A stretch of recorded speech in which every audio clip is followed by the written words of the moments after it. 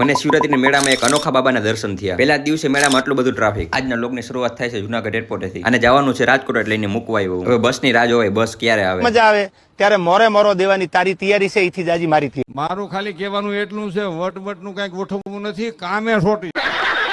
તો થોડીક ક્ષણોમાં બસ આવી ગઈ. બસમાં જીવી તેવી બસમાં નહીં જવાનું, એસી વાળી બસમાં જ જવાનું. એસી વગર ના હાલે. એને લક્ઝરી બસમાં બેહારીને ડાયરેક્ટ ભયો ગયો તો ઢોસા ખાવા. હું ઢોસા ખાઈને મારે જવાનું છે ભવનાથ શિવરાત્રીના મેળામાં. This is mini Kumbh. આજે છે મેળાનો પહેલો દિવસ. 2-3 કિલોમીટર હાલ્યા પછી મંદિરની બાજુમાં પૂગી ગયો તો હું. ટ્રાફિકને ચીરીને અંદર તો વયો ગયો તો, પણ ન્યાય આટલી બધી લાઈન હતી. 15-20 મિનિટ લાઈનમાં ઉભા બાદ મહાદેવના દર્શન કરી વયો ગયો તો મરઘી કુંડ જોવા. મહાશિવરાત્રીના સમયે બધા સાધુઓ આમાં સ્નાન કરે. રાતના 12 વાગે સ્નાન કરીને આ પછી મેળો પૂરો થઈ જાય. મંદિરનું આવું સુંદર ડેકોરેશન જોઈને મને રસ્તામાં મળી ગયા મારા સબસ્ક્રાઈબર. થોડી વારે મારી સામું જોયા રાખતો હતો. સબસ્ક્રાઈબરને નહોતું મળવું તો ધરાર મળી. પછી મેં જોયા રુદ્રાક્ષ બાબાને. પછી ત્યાંથી વયો ગયો તો હું ભજનમાં, જ્યાં કલાકાર હતા હેમંત ચૌહાણ. ભજન સાંભળી ડમરુવાળા બાબાના દર્શન કરી હવે જવાનું છે ડાયરેક્ટ ઘરે. પણ મેં હાલવામાં એક વીઆઈપી રસ્તો પસંદ કર્યો, જ્યાં આટલું બધું ટ્રાફિક જોવા ના મળે. હજી કાલે મેળામાં જવાનું. આજના વ્લોગમાં આટલું. સબસ્ક્રાઇબ ટુ મોર.